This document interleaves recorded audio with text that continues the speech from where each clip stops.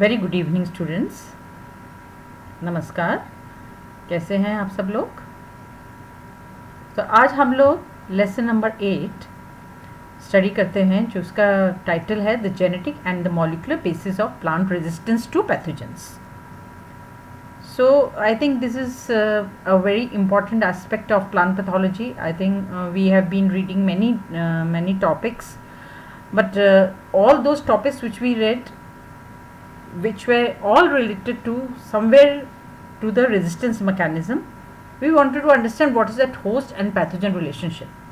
So while we were reading host pathogen relationship, this topic was also to be dealt, and I told you, I think in the last lecture also I told you that we will deal with this lecture in the next lesson. Now, how the plant pathogens have evolved for the nutritive materials from the host, how they perform physical and chemical and against the physical and chemical barriers which they face when they infect the host. And then how plants have also developed the sophisticated immune systems, which are two-tiered immune systems to combat the pathogen attacks. So this is actually the basis of the crop or plant disease resistance. So genetically, what is plant resistance? The plant resistance you can very well understand when it resists against the development of the plant pathogen. This we have. I think this small definition has been taught to you all of you many times.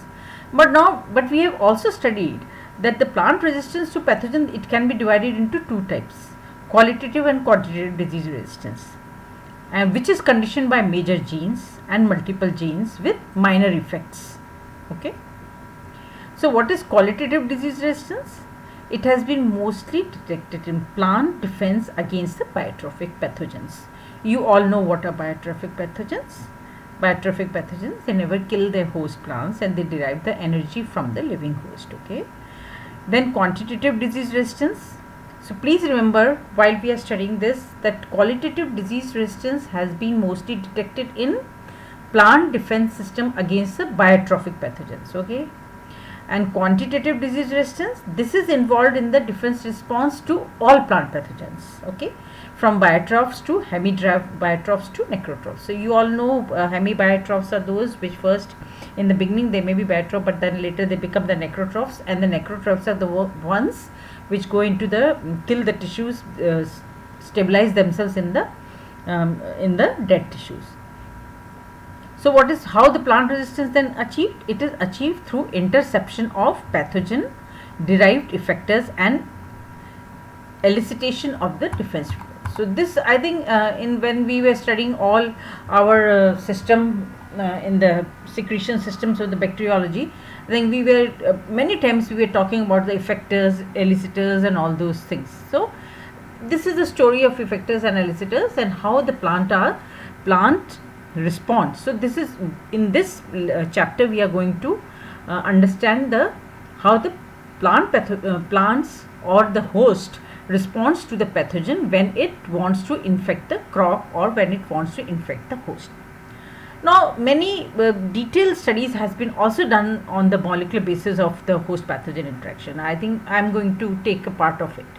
So, as I have already told you that it is in continuous evolutionary, there is a continuous evolutionary battle which is going on between the microbes and the other pathogens. Then pathogens usually assess the plant interior either by penetrating the leaf. See, read each and every sentence which has a meaning.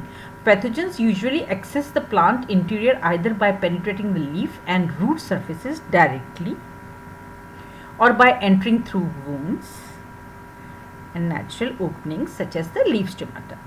Okay, so how do they enter? You know the whole system. We have read it many times. Now, during the invasion process, when the pathogen is invading, when the pathogen wants to go to the host plant, infect the host plant, the plant pathogens degrade the cell wall. By how? They synthesize, they liberate the cell wall degrading enzymes and then deliver pathogen effectors by specialized infection structures. So this is enough we have studied. and eventually interfere with the normal activities of the host. So this is all what happens when the host pathogen relationship, or how when the resistance is breached, or how our pathogen enters into the host. Now plants, अब इधर तो हम बात कर रहे हैं pathogen के बारे में कि पैथोजन ने कैसे अपने सिस्टम को डेवलप कर लिया है होस्ट में जाने के लिए. अब हमारे होस्ट ने क्या किया है, how the plants have manipulated themselves or modified themselves, or what is that innate capacity, innate ability.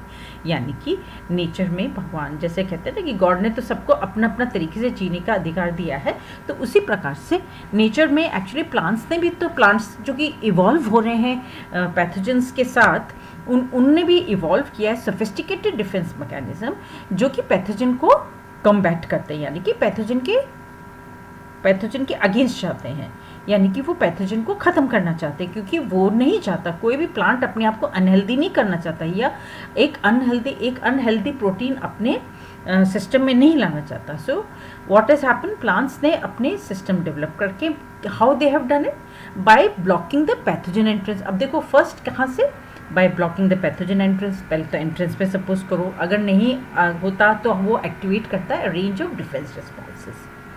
So the first barriers that pathogen face are the waxy cuticular layers, cell wall as preformed antimicrobial compounds. Once pathogens penetrate the cell wall, this is all, since no, we are not going to go into the detail, we'll be going on the genetic and the molecular basis of the plant disease resistance today. So once the pathogens have penetrated the cell wall, the plant too tired innate immune system is activated to counter attack the pathogen infection. So definitely when it is entering, then the system activates, and there is a system here inside which counteracts. Now the first tier of plant immune system is what? PAM triggered immunity. What is the first tier of plant immune system? It is known as PAM, pathogen associated molecular patterns triggered immunity, PTI. PAM triggered immunity, which is based on the sensitive perception of pathogen or microbe associated molecular patterns, or MAMs. Can please try to understand what is the first tier of plant immune system? It is a PTI. What is the full form of PTI? PAM triggered immunity. What is it? Is based on the sensitive perception of pathogen or microbe associated molecular patterns. So PAMs का अर्थ क्या हुआ? Pathogen associated molecular patterns और microbe associated molecular patterns. अब second tyre में क्या होता है? The second tyre is effector triggered immunity. Second tyre जो है वो क्या है? Effector triggered immunity which perceives effectors which are produced by pathogens that have evaded PTI. ये कौन से वाले इफेक्टर्स को रिकॉग्नाइज करता है? जिसको कि PTI ने, जो पैथोजन ट्रिगर्ड इम्यूनिटी से, जो कि उससे बच के आ गए, यानी कि ये इसमें सेकंड डबल लेयर है. एक तरह से क्या होता है कि एक टाइम ऐसा आता है कि वो जब वो रिकॉग्नाइज कर जाता है तब तो रेजिस्टेंस क्रिएट होता है, लेकिन कई बार ये बच जाते हैं. कौन बच जाते हैं? जो हमारे फर्स्ट टायर में जो PTI से जो बच के जो आ जाते हैं मॉलिक्यूल्स, उसको और इफेक्टर्स, सो उनको भी वो रिकॉग्नाइज करता है, and therefore it is known as the effector triggered immunity which perceives the effectors produced by pathogen that have evaded PTI. In this lesson, therefore, we will be understanding the genetic and the molecular aspects of plant resistance and include the genetic basis for plant resistance, signaling pathways, how they perceive, and defense mechanism of the plants.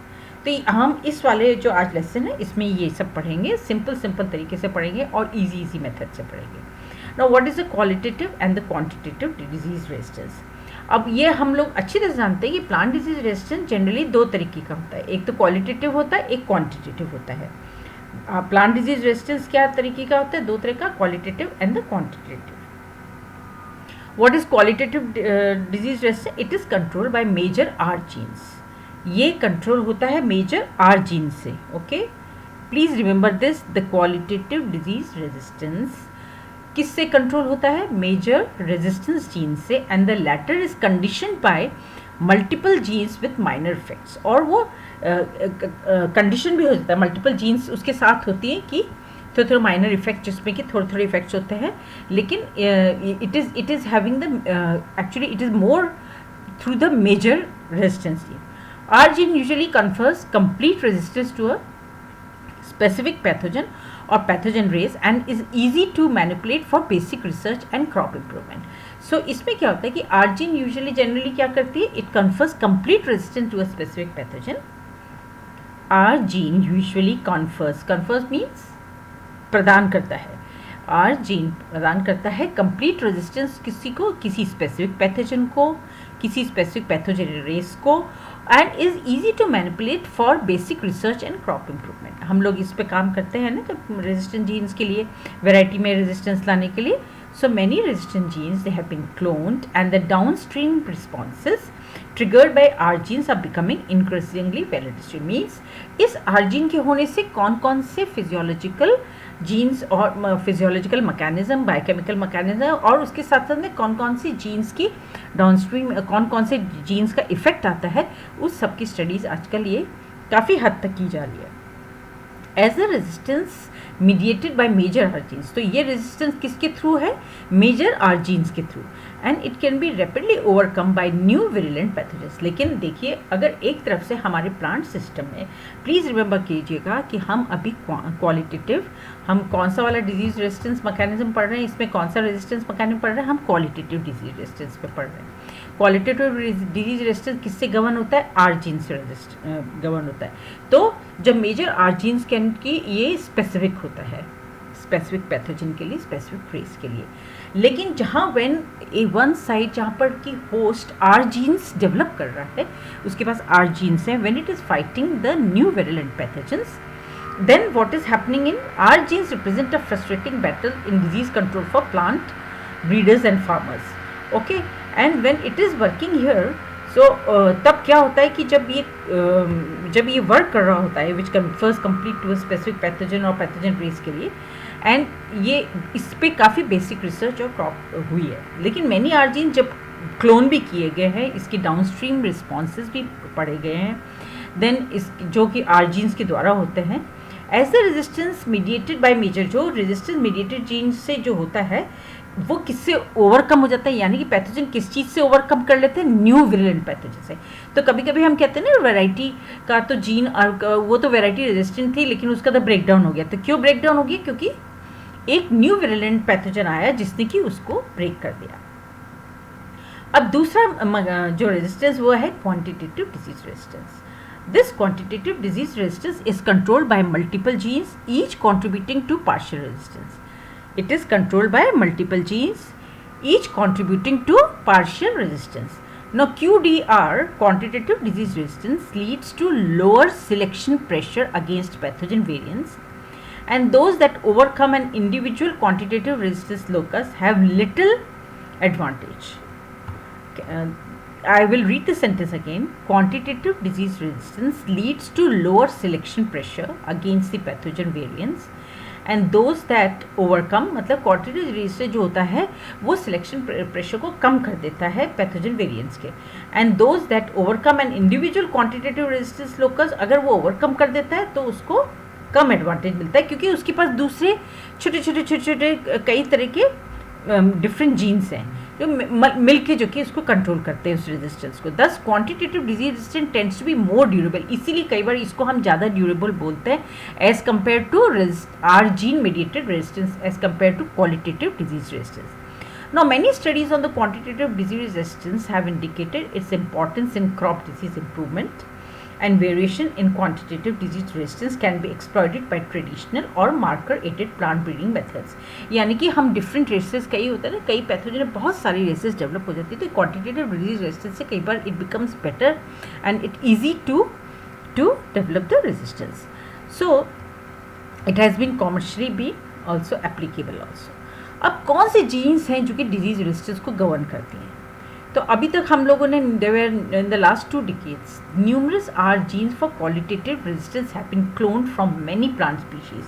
तो कई plant species से different types of genes को clone किया गया है. बहुत isolate किया है, इनको क्लोन किया गया है और पाया गया है और उनको स्टडी किया गया है, जिससे कि हमको ये स्टडी बहुत अच्छी तरह से समझ में आ रही है कि कैसे जीन रिस्पॉन्सिबल होती है रेजिस्टेंस क्रिएट करने के लिए प्लांट सिस्टम में।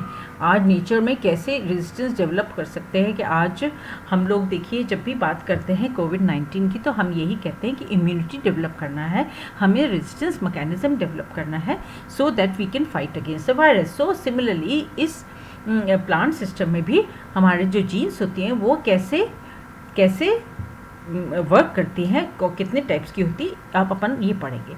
सो they can be generally divided into 7 classes based on their amino acid motif. अब तो आप लोग तो जानते हैं ना अमाइनो एसिड्स क्या होते हैं एंड उनकी मेम्ब्रेन स्पैनिंग डोमेन्स वो कौन क्या डोमेन्स हैं। सो द लार्जेस्ट क्लास जो कंसिस्ट होती है वो है NBS LRR जीन। सबसे बड़ी जो क्लास जो इसकी जीन्स की है वो है NBS LRR gene which contain a nucleotide binding site NBS and a leucine rich repeat domain. तो इसका कौन सा ल्यूसीन रिच रिपीट डोमेन है और कौन सा है nucleotide binding site NBS LRR genes. जो NBS LRR genes in plants are typically divided into 2 groups according to the N-terminal domains. One is the TI group genes that are composed of an N-terminal domain having the homology to the intracellular domain of the Drosophila toll and mammalian interleukin 1 receptor। ये सब actually jeans कहाँ से मतलब match की हैं ये सब पढ़ा गया है, तो क्लोन की गई हैं तो उसको मैच करने के बाद में तो ये वो है basically. And other group of genes which code for the CC coiled coil domain। Okay, so what are the TIR group of genes? The TI group genes are composed of an N-terminal TIR tall interleukin like receptor, ठीक है, and domain, a central NBS, ठीक है, non binding site and a C-terminal LRR region. तो ये gene का construct है actually, उसके बारे में हम डिस्कस कर रहे हैं। So you can just learn that this is the gene construct so you can understand what is the TI group of genes. Now this group of genes has been observed only in dicot plant species. There are about 200 genes that encode proteins with similarity to the nucleotide binding site and other domains which are characteristic of plant resistance proteins in Arabidopsis, in which 149 are NBSL LR proteins. तो ये तो हो गया एक class of jeans, ठीक है। The second class कौन सी है? It is characterized by extracytoplasmic LRRs and a C-terminal membrane anchor which is represented by the tomato CF genes। इनको CF जीन्स बोलते हैं। तो CF जीन्स का मतलब है कि क्लैडोस्पोरियम फल्वम से जो उन्होंने किया था काम टोमेटो पे, ये उसमें से जीन्स का वो निकाला गया था। तो ये CF का मतलब है क्लैडोस्पोरियम फल्वम, जो पहली बार इसमें काम किया गया था इस जीन पे क्लैडोस्पोरियम फल्वम ऑफ टोमेटो से, तो इसलिए इसको CF जीन्स का नाम दिया गया। देन राइस का है XA21 gene which confers resistance to a bacterial pathogen. It is characteristic for the third class of R gene. ये जो राइस XA21 जीन है ये third class of R gene से, इसके feature as it features both extracellular LRRs and a transmembrane protein kinase. So it is consisting of extracellular, you understand ना। कल भी 2 दिन पहले भी जब मैंने लेक्चर दिया था I think I try to explain what is extracellular. So extracellular LRR and a transmembrane protein kinase. The Arabidopsis RPW8 resistance to powder, ये एक्चुअली में जीन लिया गया था। ये अरेबिडोप्सिस पे बहुत काम हुआ है, सारे जीन्स का काम देखा जाए मोस्टली अरेबिडोप्सिस पे ही हुआ है, क्योंकि बड़ा इसका छोटा जीनोम होता है तो जल्दी काम करने में और इजीली इसमें से जीन क्लोन करने में आसानी होती है। तो Arabidopsis RPW8 resistance to powder mildew gene, इसका मतलब इसका फुल फॉर्म जो है। So RPW8 protein is an example of the 4th class of resistance genes. Now this is encoding proteins which contains a membrane protein domain। इसमें क्या है, एक membrane protein domain है और एक putative coiled domain है। मतलब putative मतलब थोड़ा सा कच्चा जो होता है वो उसको बोलते हैं putative coiled domain, putative coiled domain CC। Now 5th is class of resistance gene। The 5th class of resistance gene encoding protein contains putative extracellular LRRs। The 5th class of resistance gene encoding contains putative extracellular LRRs, a pest यानी कि proline, glutamine, serine, threonine domain, and a short motifs that might target the protein for receptor mediated endocytosis. Now this class is represented by the VE1 and VE2 genes in tomato. अब एक 6th class जो है, it is represented by RRS1R gene, ribosome, biogenesis, regulatory protein homologue gene RSS1 in Arabidopsis, which has a C-terminal extension with a putative nuclear localization signal NLS and a Wernicke domain. Now the 7th class encodes enzymatic proteins which contain neither a LRR nor NBS domain. The 7th class encodes enzymatic proteins which contain neither a LRR nor NBS domain. For example, the maize HM1 gene that provides protection against corn leaf blight. HM1 जो gene है maize में, it provides protection against the corn leaf blight caused by the fungal pathogen Cochleobolus carbonum, which encodes as an enzyme. Now HC toxin reductase which detoxify a specific cyclic tetrapeptide toxin produced by the fungus. So ये 7th class में आता है. So हमने करीब almost सारी classes complete कर लिए हैं. In addition to the above mentioned classification of mostly dominant resistant gene, there are several recessive resistant. देखिए ये तो हमने सब dominant resistance genes है, क्योंकि dominant भी होती है और recessive होती है. कुछ several resistant genes has also been identified. ये वो उनकी बातें कर रहे हैं जो कि हमारे identify हो गई है.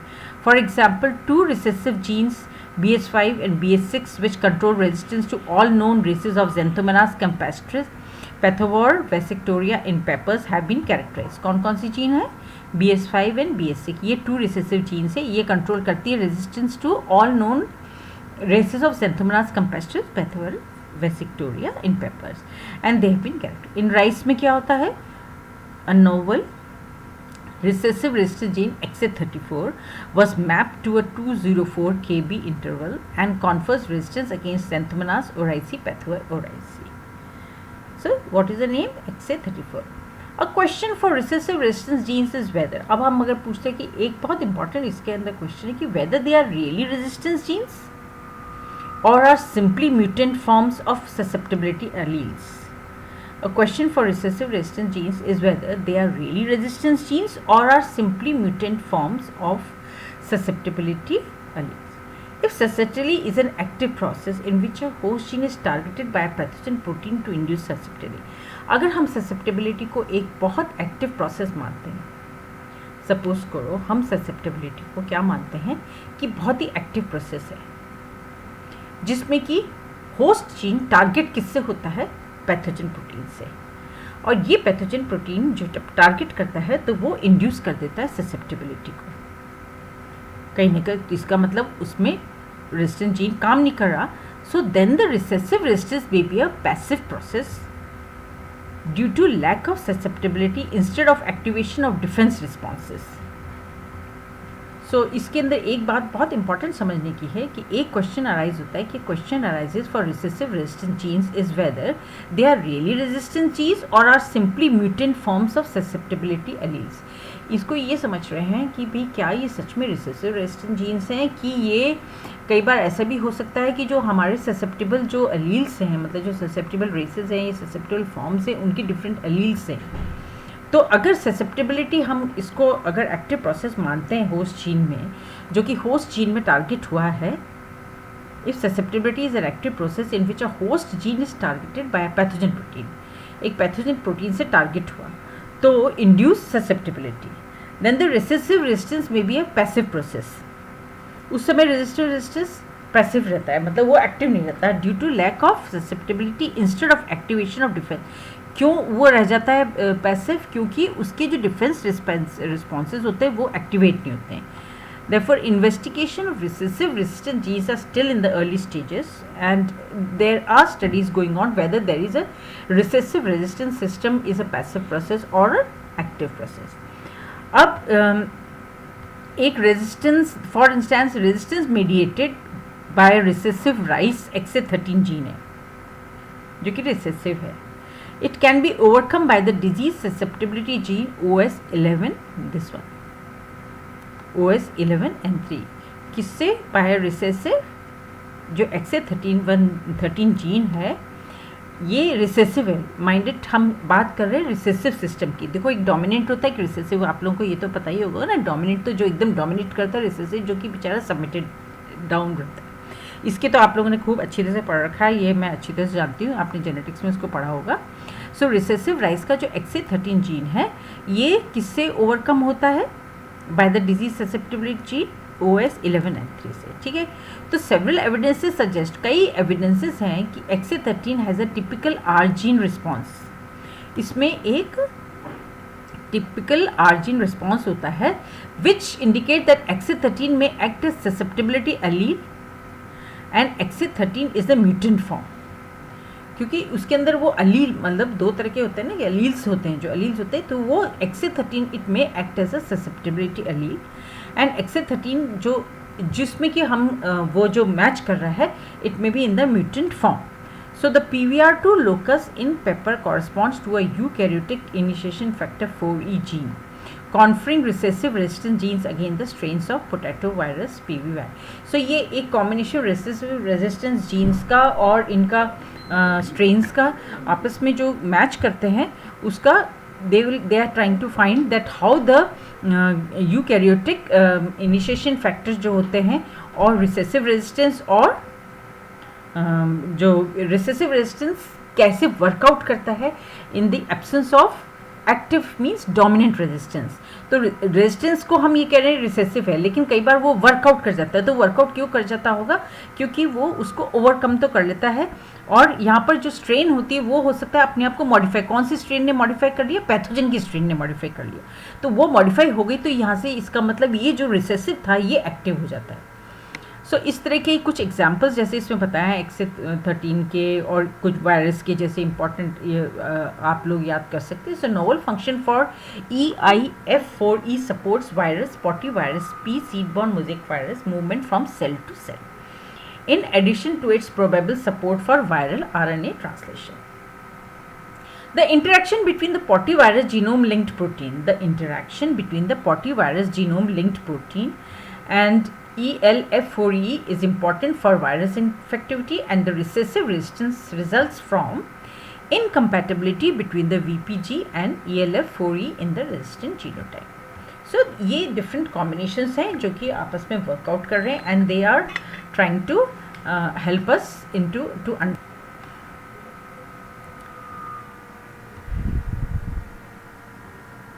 अब ये quantitative loci for disease resistance के बारे में हम बात करते हैं यहाँ पर. QRL क्वांटिटेटिव रेजिस्टेंस लोकाई, ठीक है, which may be involve in a wide range of biological activities in plant including. अब आपसे ये कोई पूछ सकता है कि भाई क्वांटिटेटिव रेजिस्टेंस के लिए भी तो इन्वॉल्व होते हैं, डिफरेंट प्रोटीन्स होते हैं, वो होते हैं. तो ये जो डिफरेंट लोकाई पे जो अपने जो डिफरेंट जेनेटिक कॉन्स्टिट्यूशन है, ये किसके लिए रिस्पॉन्सिबल? हमने क्वालिटेटिव के बारे में जब जानकारी लेने की कोशिश की, डिफरेंट जीन्स कॉन्स्ट्रक्ट्स के बारे में हमने जानकारी लेने की कोशिश की कि कैसे वो मैच करते हैं, पैथोजन की जीन से मैच करते हैं, अगर नहीं मैच कर पाते हैं तो कई बार कैसे चेंज हो जाता है स्ट्रेन्स में. तो ये आप अच्छी तरह से समझ के इसको अगर आप जितना पढ़ेंगे, मेरे को लगता है तुरंत समझ में आ जाएगा. तो एक बार तो आपको रीडिंग करने की प्लीज़ बहुत ज़रूरत है. मैं आप सभी स्टूडेंट्स से एक रिक्वेस्ट करती हूँ, क्योंकि हम जिस दौर से गुजर रहे हैं कि ये तो बहुत बड़ा कोइंसिडेंस है कि चलिए आप लोगों में से किसी एक दो बच्चों के कारण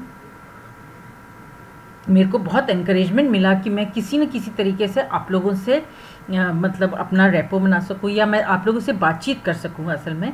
और एक मेरे को इस तरह का ये एक मेथड मिल गया कि मैं किस तरह से अपने जो बातचीत है वो आप लोगों तक पहुँचा सकूँ. लेकिन इस बातचीत का अर्थ ये नहीं है, क्योंकि मैंने इन सब लेसन्स पे in if real sense I have really worked hard for them and I have tried to make them very easy, जिससे कि तुम लोग इनको समझ सको. तो कृपया करके आप एक एक लाइन को ढंग से पढ़ लीजिएगा, क्योंकि ये ऐसे नहीं है कि ये मतलब आप इनको समझ नहीं सकते क्या करते हैं. लेकिन क्या होता है कि हमें माइंड को एक्सपैंड करना पड़ता है. We have to concentrate, we have to focus. Once we are concentrated, when we are focused, we will immediately get the idea, oh so this is happening like this. You have to visualize the whole system of the plant. Now you visualize a disease, you visualize a host, you visualize genes, you visualize the constructs, and you visualize कैसे gene में से chromosomes में कैसे genetic constitution होता होगा, कैसे इनका DNA RNA का फॉर्मेशन, ये सब. तो आपको जितना पढ़ेंगे अब आप लोग उतना ही इसको अच्छी तरह से समझने की कोशिश करिए। वैसे टाइम काफ़ी है आप लोग के पास, तो आप लोग अच्छी तरह से मेहनत भी कर सकते हैं। तो अब हम आते हैं नेक्स्ट इस पे कि व्हाट इज़ क्वांटिटेटिव रेजिस्टेंस लुकाई। It may be involve in a wide, ये जो पर्टिकुलर जो है QRL, ये बायोलॉजिकल एक्टिविटीज़ इन प्लांट्स में कई बायोलॉजिकल एक्टिविटीज़ में इन्वॉल्व है। First of all regulating the morphological phenotypes and the development processes. ठीक है, रेगुलेटिंग मॉर्फोलॉजिकल फिनोटाइप मतलब मॉर्फोलॉजिकल फिनोटाइप जो फिनोटाइपिक एक्सप्रेशंस और जो डेवलपमेंटल प्रोसेस है उसमें इन्वॉल्व है। दूसरा ये इन्वॉल्व है बेसल डिफेंस में। थर्ड ये इन्वॉल्व है ऐसे enzymes to encode the enzyme which detoxify pathogen produce phytotoxin. आप जानते हैं ना पैथोजन फाइटोटॉक्सिन्स प्रोड्यूस करते हैं, तो उसको कैसे डिटॉक्सिफाई करें, ये इन सब ये QRL में जो अपन अभी हम बोल रहे थे QRL के बारे में, ये सारे जो जीन्स इसके रिस्पॉन्सिबल हैं, जो इससे रिलेटेड जीन्स हैं, वो ये सब एक्टिविटी करते हैं, यानी कि ये सब कार्य करते हैं वो। They assist with the defence signal transduction, ये सिग्नल ट्रांसडक्शन में डिफेंस में हेल्प करते हैं। फिर सर्केडियन क्लॉक एसोसिएटेड जीन्स में ये हेल्प करते हैं। फिर weaker alleles of R genes और a unique set of previously unidentified genes में, मतलब कुछ वीकर जीन्स जो आर जीन्स के हैं, जो unique set of previously unidentified genes है, उसके लिए भी ये they are the ones of the two help to be the part and help also the plant system. So और flowering time it is closely correlated with resistance to many pathogens। हमने देखा है कि कई बार flowering time जो होता है resistance mechanism से बहुत attached है, क्योंकि susceptibility is enhanced after flowering, so indicating that QRL may be genes, QRL के जो genes हैं, QRL genes जो हैं they may be regulating flowering time, यानी कि उसकी वो biological activity में responsible है ना। तो इस जो ये जो सिस्टम है ये इसको ये रेगुलेट क्या कर रहा है, हम अभी क्या पढ़ रहे थे क्वांटिटेटिव रेजिस्टेंस लोकाई के बारे में, QRL। ये QRL के इतने फंक्शंस हैं और इसके बारे में हम ये कह रहे हैं कि ये क्या करता है, फ्लावरिंग को भी रेगुलेट करता है। तो ये जीन्स अटैच हैं आपस में, ये सब अटैच होती है, तभी तो हम लोग को बहुत इसमें resistance, breeding for disease resistance एक अलग सब्जेक्ट है और इसका बहुत डिटेल में आजकल मॉलिक्यूलर ब्रीडिंग जो हो रही है वो इन्हीं सब कंसेप्ट्स के बेसिस बन के ही आगे उन लोगों ने काम किया। पैम ट्रिगर्ड इम्यूनिटी यानी कि PTI is a form of basal defence. PAMP triggered immunity क्या है, it is a form of a basal defence. It confers resistance to broad spectrum pathogens in plants. ये किनको रेजिस्टेंस करता है, broad spectrum pathogens. So PAM triggered immunity is a form of basal defense. PAM triggered immunity मैंने ऊपर भी आपको बताया PTI से, जो it is a form of basal defense जिसमें कि effector and receptor का combination होता है and it confers resistance to the broad spectrum pathogens in the plants.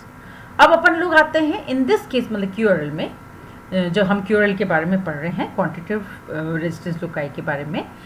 QRL represent mutants और different alleles of genes which are involve in basal defence, जो कि basal defence में responsible है। QRL जो है एक कौन से म्यूटेंट्स को और डिफरेंट एलील्स ऑफ जीन्स कौन से, जो कि बेसल डिफेंस में रिस्पॉन्सिबल है।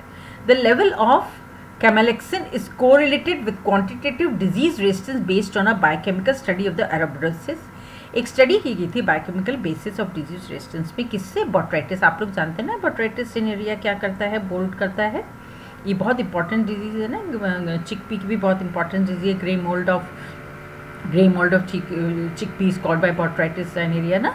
तो ऐसी एक स्टडी की गई थी जिसमें कि एराबिडोप्सिस पे बोट्राइटिस पैथोसिस्टम को अटैक करके, और ये देखा गया था कि जो लेवल ऑफ कैमेलेक्सिन जो प्रोड्यूस होता है, it is correlated with the quantitative disease resistance based on the biochemical study and camalexin sensitivity of different pathogen isolates. जो पैथोजन आइसोलेट कैमेलेक्सिन सेंसिटिव थे, they contribute to the isolate specificity. Indicate that QRL may be related to the production of anti-pathogen chemicals. So ये anti-pathogen chemicals के लिए भी responsible हो सकता है। Now activation of the salicylic acid dependent signaling pathway It can also lead to an expression of certain pathogenesis related proteins that contribute resistance to biotroph. हमने देखा है ना कि किसमें बायोट्रॉफ्स में किसके लिए हम बोल रहे हैं, salicylic acid dependent signaling pathway can lead to expression of certain PR proteins that contribute resistance to biotroph. Likewise, activation of jasmonic acid, ethylene dependent signaling pathways, they all strengthen the plant defense response. Remember, we are studying what? Quantitative resistance loci, which is responsible for PTI. We have already triggered immunity, PAMP triggered immunity के बारे में बोल रहे हैं, जो कि basic defence response के लिए होता है, और उसमें ये डिफरेंट पाथवेज दीज आर, इसको ये स्ट्रेंथन करता है. Moreover salicylic acid, jasmonic acid and ethylene signalling pathways, they interact कौन कौन से? I will repeat again, jasmonic acid, ethylene dependent signaling pathways, and they strengthen the plant defense response to necrotrophs. तो उसी प्रकार से जो हम अभी बात कर रहे थे PR प्रोटीन्स के बारे में कि एक्टिवेशन ऑफ सैलिसिलिक डिपेंडेंट जो सिग्नल पाथवे होता है, it lead to the expression of certain PR proteins that contribute to resistance to biotrophs. Biotrophs में जो PR प्रोटीन्स प्रोड्यूस होते हैं उसके लिए रिस्पॉन्सिबल होते हैं कौन से? Salicylic acid pathway. उसी प्रकार से activation of jasmonic acid and ethylene dependent signalling pathway, they strengthen the plant defence response to necrotrophs. So moreover salicylic acid, jasmonic acid and ethylene signalling pathways जो होते हैं ये इंटरेक्ट करते हैं extensively with one another, एक तीस आपस में इंटरेक्ट करते हैं. There are many examples of signalling components that regulate the variable levels of susceptibility when mutated. तो ये स्टडी करने के लिए किया जाता है, म्यूटेट करके फिर वो देखा जाता है कि वो लोग कैसे से इंटरेक्ट करते हैं. Therefore, different alleles of the genes which are involved in the regulation of these signaling pathways are speculated to be the QRL, quantitative resistance loci. Quantitative resistance loci. Now, recently some novel genes involved in R gene resistance gene mediated resistance के लिए भी कई काम हुआ है, जो कि for resistance R gene, हमेशा ध्यान रखना आर जीन मीडिएटेड रेजिस्टेंस होता है. दूसरा एक है R gene mediated resistance which is against.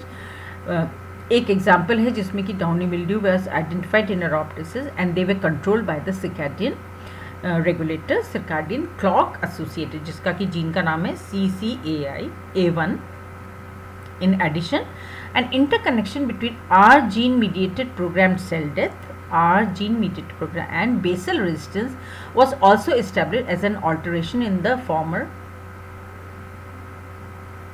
was also affecting the latter. So there are reports of quantitative disease resistance that is controlled by non-classical resistance genes. मतलब ऐसे भी हुआ है कि quantitative QDR जो है ना, quantitative disease resistance, इसको कई बार नॉन क्लासिकल रेजिस्टेंस जीन से भी, मतलब कई प्रकार की दूसरी क्लासिकल, जो हम क्लासिकल रेजिस्टेंस जीन जो सोचते हैं उससे भी कई तरह की जीन्स डिस्कवर की गई है. Remember what I am talking about, it is about the QDR. Okay, this is now quantitative disease resistance. तो हम qualitative disease resistance and quantitative अलग अलग पढ़ रहे हैं.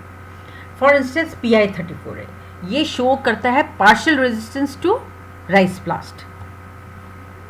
It is showing a partial resistance to rice plant is a 65.3 kb interval spanning 10 open written fragments, and none of the candidate genes have sequence similarity to any previously reported defense genes. To date, only a few QRL conferring quantitative diseases have been cloned and characterized. तो कुछ QRL जो है उसमें थोड़ी सी quantitative disease, मतलब ये छोटी चीज़ है जो कि पार्शियल रेजिस्टेंस देती हैं. हम जानते हैं क्वांटिटेटिव रेजिस्टेंस पार्शियल रेजिस्टेंस होता है, ये स्पेसिफिक नहीं होता. Okay, so in rice some QRL, जो QRL है क्वांटिटेटिव रेजिस्टेंस लोकाई जो होता है, उसमें जो जीन्स होते हैं they have not been previously reported to function in disease resistance such as PI21 gene जो होता है, जो कि राइस ब्लास्ट के लिए है. It encodes a mutated proline rich protein and has no similarity to currently known defence related genes. ये कई ऐसे वीट में YR36 कॉन्फर करती resistance to a broad spectrum of stripe rust, broad spectrum of stripe rust under high temperature 25 to 35 degree में ये active होती है. YR36 gene जो है resistance to a broad spectrum of stripe rust. हम किसके बारे में बात कर रहे हैं इस समय? क्वांटिटेटिव के बारे में, जो कि पार्शियल रेजिस्टेंस भी दे सकती है basic, and encodes both kinase and putative START यानी कि steroidogenic acute regulatory protein related lipid transfer. ये डिफरेंट इसके फुल फॉर्म्स मैंने ब्रैकेट्स पे दे रखे, आप लोग इसको पढ़ सकते हैं। तो START lipid binding domains which were essential to confer resistance. उसी प्रकार से एक LR34 है जो कि कन्फर करती है resistance to, this is all we are studying about the quantitative वाले जो कि हम कहते हैं ना ग्रुप ऑफ जीन्स होती हैं, वो सब मिलके भी कर सकती हैं। लेकिन यहाँ पर हम देख रहे हैं कि LR34 जो है ये कॉन्फर करती है resistance to slow rust, leaf rust and powdery mildew in wheat and has been used for 50 years in breeding. The protein which is encoded by LR34 is a putative adenosine, means putative it is a new it is a putative adenosine triphosphate binding cassette transporter of the pleiotropic drug resistance family. अब ये हमने different types of jeans पढ़ लिया, हमने समझने की कोशिश करी है कई प्रकार के QRL जीन्स हैं, what is QRL, what is QDR, what is quantitative disease resistance, what is how they are activated. Kindly go through it and you will be able to understand very properly. So no, there is nothing like. Now we will come to the mechanism part of it. Mechanism is very important to understand, because there then we will be able to understand what has really happened when we were talking about all this genes and कैसे ये लोग काम करते हैं pathogen के against. So बायोट्रॉफिक and नेक्रोट्रॉफिक pathogens जो होते हैं, ये जो होते हैं इसके मैकेनिज्म मतलब बायोट्रॉफिक के अगेंस्ट और नेक्रोट्रॉफ्स के अगेंस्ट. सो ये तो हम जानते हैं कि बायोट्रॉफ्स क्या होता है और नेक्रोट्रॉफ्स क्या होता है. और प्लांट पैथोजेंस अपनी ये क्या, इनकी अपनी अपनी लाइफस्टाइल है. Biotroph gain nutrient from living host tissues, various necrotrophic क्या करते हैं, किल कर देते हैं होस्ट टिश्यू को और उसके रिमेन्स रिफीट करते हैं. तो ये इनका लाइफस्टाइल है अलग. देयर हाउवर एक हेमी बायोट्रॉफिक पैथोजन भी होता है जो कि पहले बायोट्रॉफ की तरह से बिहेव करता है and then it behaves like a necrotroph, and it is depending on the conditions और the stages of the life cycle. Now many fungi that are commonly considered necrotrophs but have a biotrophic stage early in the infection process may thus be better described as better described as hemibiotrophs. The molecular mechanism underlying, अब इसमें जो है ये may thus be the better described as hemibiotrophs. अभी आप समझ रहे हैं ना हेमीबायोट्रॉफ्स में क्या कहना चाह रही हूँ. शुरू में बायोट्रॉफिक होते हैं, उसके बाद में वो नेक्रोट्रॉफ्स हो जाते हैं, तो उसको हेमीबायो मतलब आधे आधे तरीके से. अब इसका मॉलिक्यूलर मैकेनिज्म क्या है. The molecular mechanisms underlying the activation of plant defence responses. हम क्या पढ़ने जा रहे हैं आगे. अब what are we going to study. We are going to study the molecular mechanisms which are responsible for the plant defense responses which are different between the biotrophs and the necrotrophs. Now plant resistance to biotrophs. अब हम लोग start करते हैं बायोट्रॉफ्स से. बायोट्रॉफ्स तो आप लोगों को अच्छी तरह से पता है, इसके बारे में खूब अच्छी तरह से आप लोगों के पास जानकारी है कि plant defense against biotrophic pathogen is largely due to gene resistance. ये हमने आज तक पढ़ा हुआ है ना.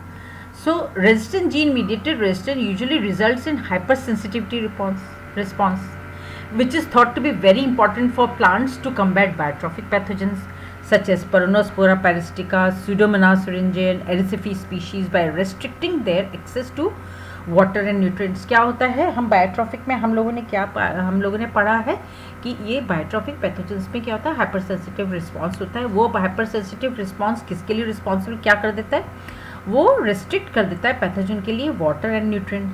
सो R gene mediated resistance also activates, क्या करता है the resistant gene mediated resistance, तो वो क्या एक्टिवेट करता है, salicylic acid dependent signalling which leads to an activation of string of presumed defence effector genes. तो बहुत सारे इफेक्टर जीन्स बन जाते हैं. ये जो सैलिसिलिक एसिड सिग्नलिंग अकर करता है throughout the plant to develop systemic acquired resistance against subsequent pathogen infection. अब हम बात कर रहे हैं किसकी, अभी हम बायोट्रॉफ के बारे में बात कर रहे हैं, जहाँ पर क्या हुआ, बायोट्रॉफ के अंदर क्या हुआ कि उन्होंने signal hyper sensitive response develop हुआ.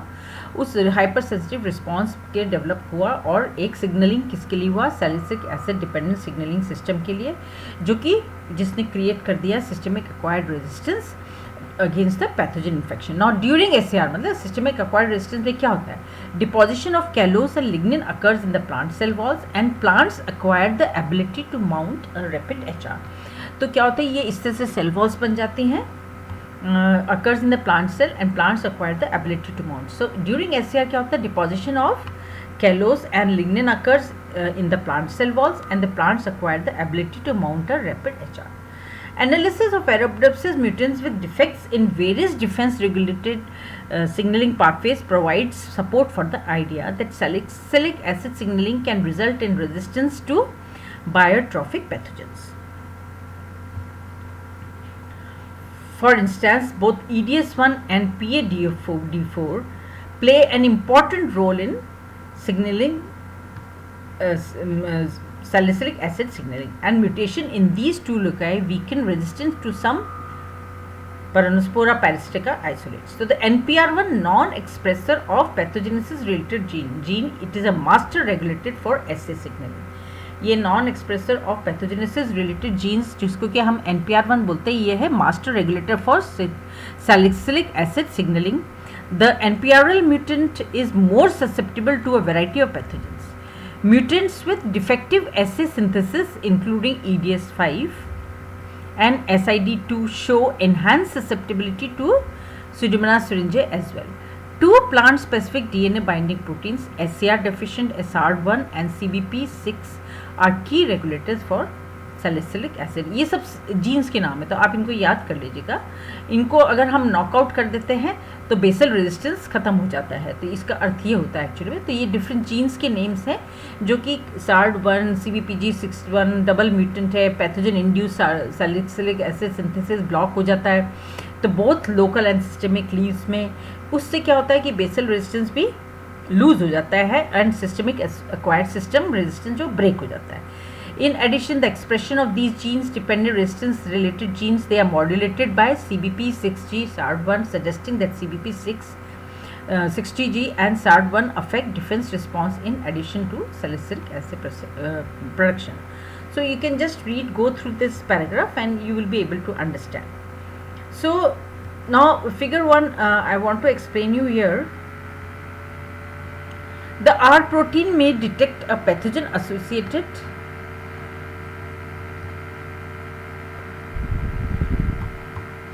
Now in this figure, if you see here, this I will explain you later. This figure I will explain you later. Now plant resistance to necrotrophs. अभी हमने plant resistance to biotrophs के बारे में, कुछ genes के बारे में हमने जानकारी ली है. अब इसको assume किया कि number of the gene for gene resistance worked in the resistance to necrotrophic pathogen, but it was indicated there are number of repair. अब इसमें जो है generally it was assumed that no gene for gene resistance functions in resistance to necrotrophic pathogens, but it was indicated that number of reports that several plant pattern recognition receptors are involved in the perception of necrotrophic fungi. PRRs होते हैं plant pattern recognition receptor जो कि involve हैं इसको necrotrophic fungi के को perceive करने के लिए, पहचानने के लिए, such as receptor like protein kinases, उनका नाम है RLKs. फिगर 1 अभी हम दिखाते हैं आपको. One of the putative RLKs is encoded by BIK1. ये जीन्स के नाम हैं. जो ये RLK1 है ये इसका एनकोड किससे होता है, BIK1 जीन से, which is predicted to be involved in early stages of plant defense. ये क्या है, ये जब ये ऐसे रिकॉग्नाइज कर लेते हैं तो अर्ली स्टेज में ऑफ डिफेंस जब इन्फेक्शन होता है उस समय ये डिफेंस सिस्टम मैनेज करते हैं. And it has been reported in Botrytis cinerea and Alternaria brassicicola. Host selective toxins are considered as efficient weaponry of necrotrophic fungi and the diseases which are caused by necrotrophs.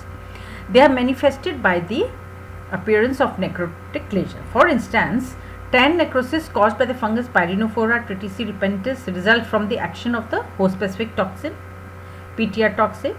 Exogenous application of the phytotoxin causes severe chlorosis and collapse. तो ये सब toxins जो responsible हैं.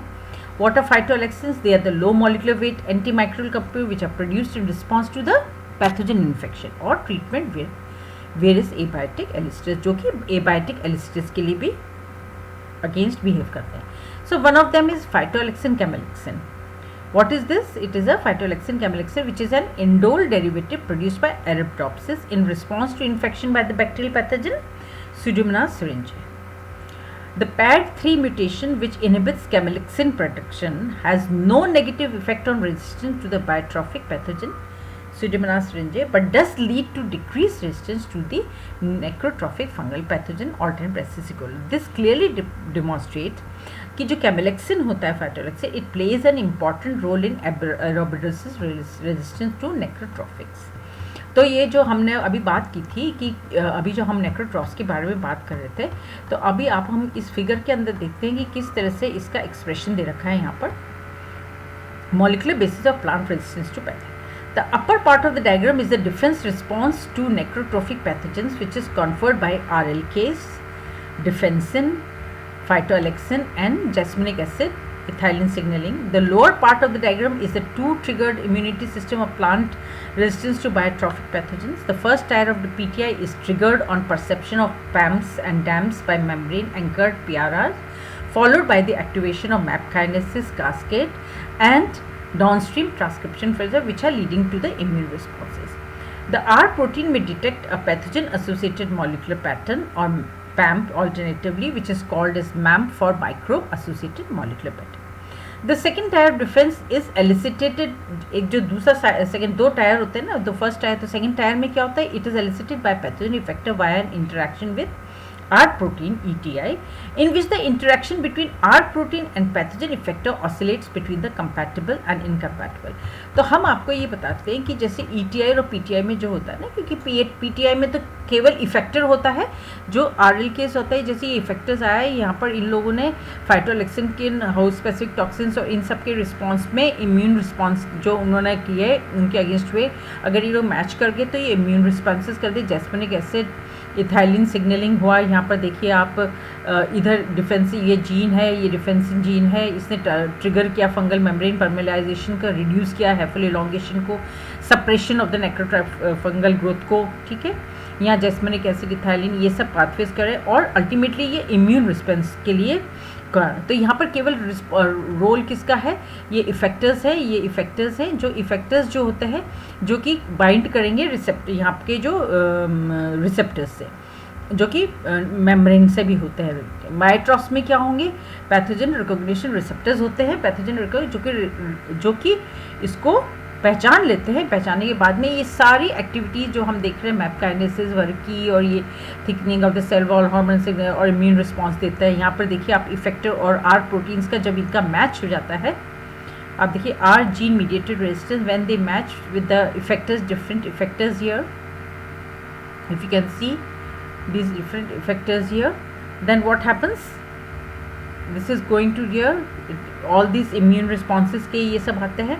और इधर हम देख रहे हैं कि यहाँ पर HR हो जाता है, यहाँ सैलिसिलिक एसिड डिपेंडिंग से तो SAR बन जाता है, और यहाँ पर जो HR होता है तो ये रेस्ट्रिक्ट कर देता है pathogen access to water and nutrients को. तो R जीन मीडिएटेड रेजिस्टेंस, तो जब रेजिस्टेंट प्रोटीन होता है तभी ये पॉसिबल होता है. अगर ये रेजिस्टेंट प्रोटीन नहीं होगा तो ससेप्टिबिलिटी होगी. तो ये हम आगे आपको दिखाएंगे, ये आप इसको पढ़ सकते हैं. द प्लांट रेजिस्टेंस टू नेक्रोट्रॉफ्स ये हमने पढ़ ही लिया अभी. कैसे कैमेलेक्सिन फाइटोलेक्सिन बनता है, जो फाइटोलेक्सिन के अगेंस्ट हुए इसको कैसे ये डिफरेंट पाथवेज के बारे में और इसके बारे में हमने अभी जानकारी ली है. अब हम लोग चलते हैं आगे की दूसरे सिस्टम पे. Further supported that jasmine HR is associated with what? We know what is that. HR is also now this RNA silencing I will deal it separately because this is a separate subject I will take. Now I'll come to the two-tiered innate immune system in plants. ये जो PTI और ETI है इसके बारे में हम जानकारी लेते हैं, क्योंकि अभी हम जो RNA सीक्वेंस साइलेंसिंग है और भी कई जो सिस्टम्स हैं उसको हम अलग सेपरेट चैप्टर्स लेंगे, क्योंकि वो बहुत इलेबोरेट होंगे and we need to really concentrate one by one. Okay, let us understand first what is PTI and ETI. So this is a two-tiered innate immune system in plants से, क्योंकि हमें कल भी हम उस दिन भी बोल रहे थे कि प्लांट्स के पास कोई मूवमेंट तो है नहीं, कि वो लेके अपने वेपन्स चल पड़ेगा, तो उसके तो इनेट सिस्टम्स होते हैं, उनको वो कैसे एक्टिवेट करता है against this microbes, this is actually we have to understand. So there are two tiers in the plant immune system, हमेशा ध्यान रखना कि there are two tiers in the main. The first tier is based on the sensitive perception of PAMPs, दो तरह का है, एक तो पीटीआई है और एक ईटीआई है। The first trigger tier is based on the sensitive perception of pathogen associated molecular patterns और मॉलिक्यूलर और microbe associated molecular patterns through PRRs, through pathogen recognition receptors on the cell surface of the plant. इसमें क्या होते हैं, PRR होते हैं, इसके अंदर क्या होते हैं, ये पीआरआर होते हैं, किसके अंदर, जब ये लोग पीटीआई में होता है, तो पीटीआई में पैम्स और मैम्स के अगेंस्ट क्या होता है, पीआरआर होते हैं, जो कि किस पे होते हैं, सेल सरफेस पे। ओके, तो immune response to PAMPs are categorized as PTI, जो immune response to PAMPs are categorized as PTI. Successful pathogens have evolve to produce effectors to inhibit PTI, लेकिन जो पैथोजन सक्सेसफुल होते हैं वो क्या करते हैं, उन्होंने तो वो भी मैकेनिज्म डेवलप कर लिया जहाँ की इस पीटीआई को, मतलब पैथोजन ट्रिगर्ड इम्यूनिटी को, जो पैम ट्रिगर्ड इम्यूनिटी को भी इन्होंने कैसे ब्रेक करते हैं उसको सीख लिया।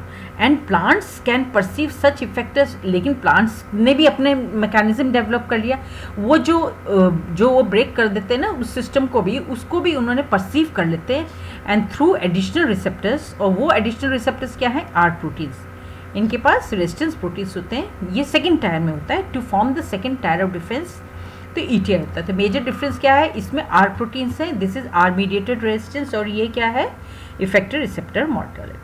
So there is a dynamic coevolution between plants and pathogens, and the dynamic coevolution between plants and pathogens, and this dynamic process continues as some pathogens have acquired effectors that interfere with the effector triggered immunity. Now PTI is pathogen triggered immunity. As the first tier of the plant resistance system, PTI is triggered by PAMs. Although numerous PAMs have been described, only a few pattern recognition receptors have been identified, जो हमने अभी देखा था अभी figure 1 में। A typical example is the leucine rich repeat LRRRLK, which is named as FLS2. ये FLS2 है, which is located in the plasma membrane to bind a bacterial flagellin,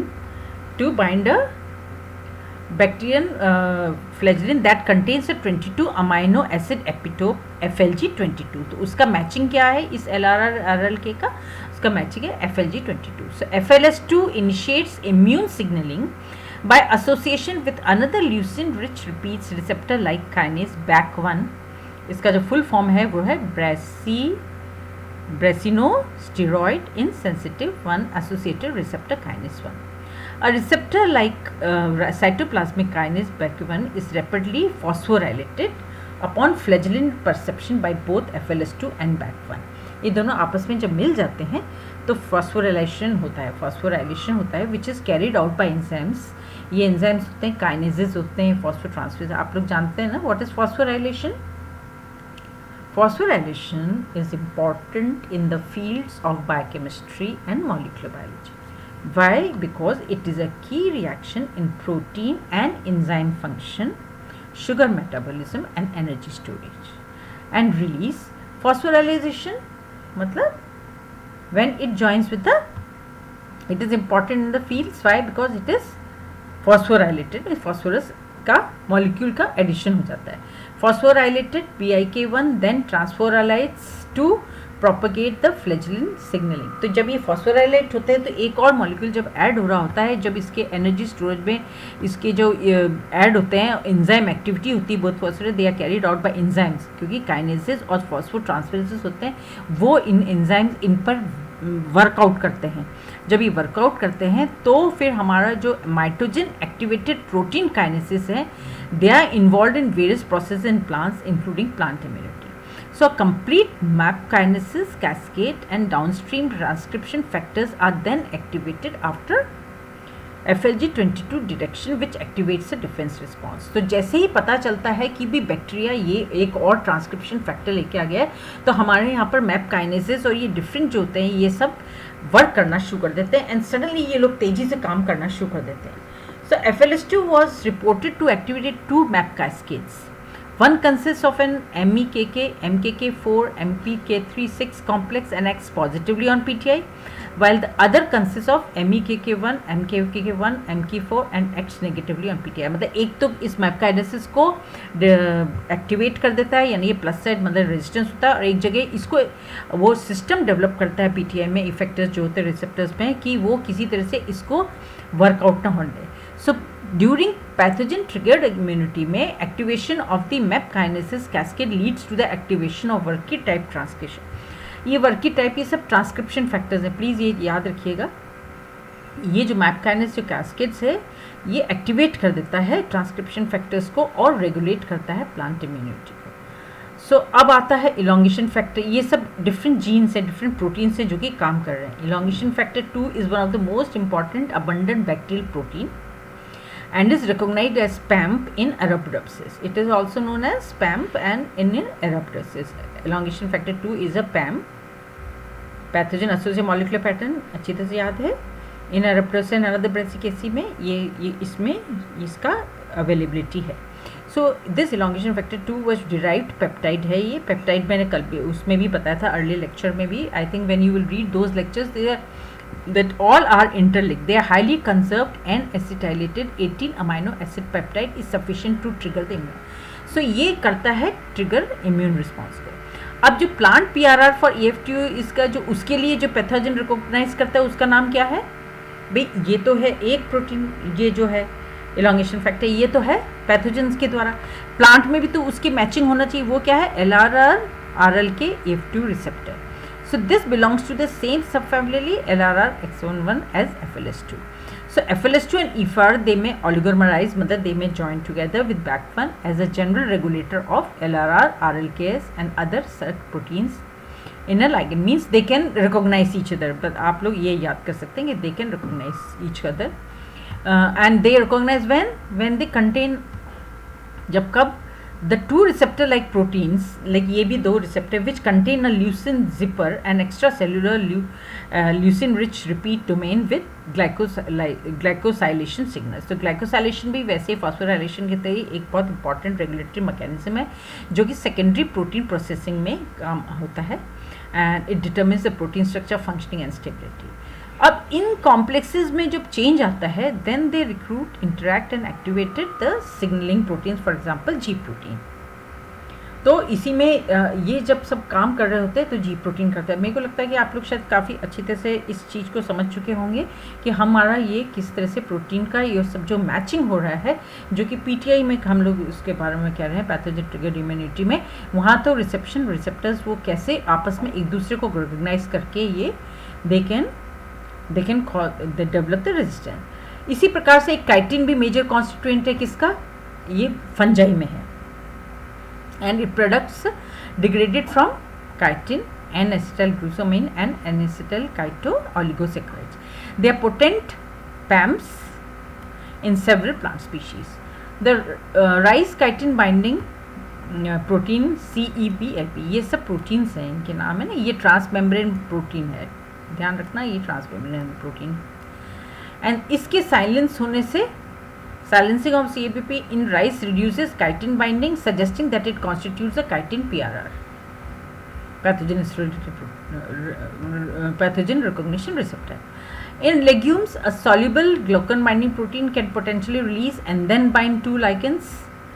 Okay, and it has also been studied in Phytophthora, soja.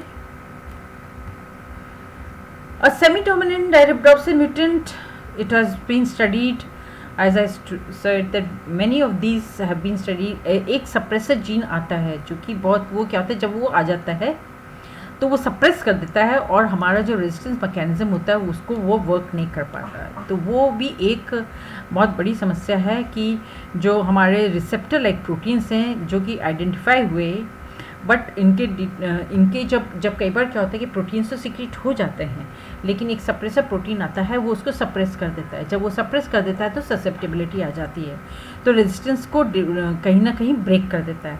तो in addition to PAMs, plant cells can recognize molecules from damaged host cells. तो ये मतलब ये भी कर सकते हैं recognise की damage whole cell upon microbial attack which are refer to as damage associated molecular proteins. For example plants can recognize oligogalactoronides which are released from damaged cell walls by fungal hydrolytic enzymes and NAP1 like necrosis and ethylene inducing peptide like protein which is secreted by many pathogens.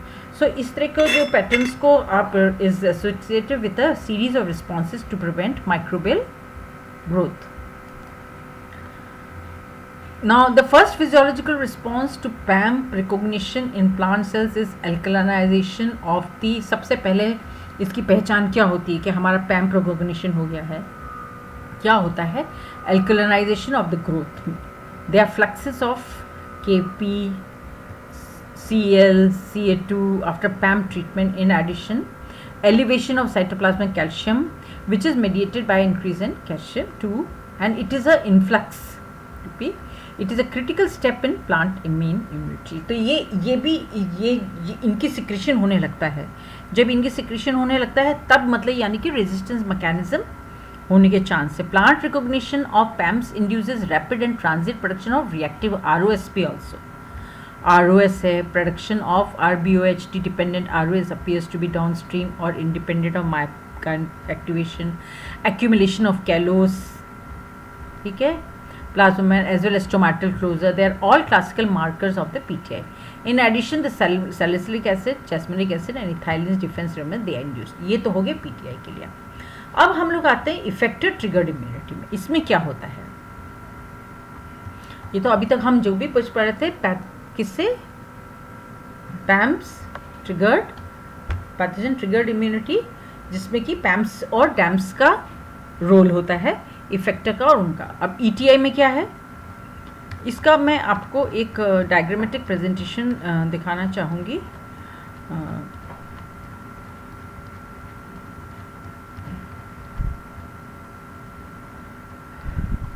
I think it is quite we can just go through first ETI now so that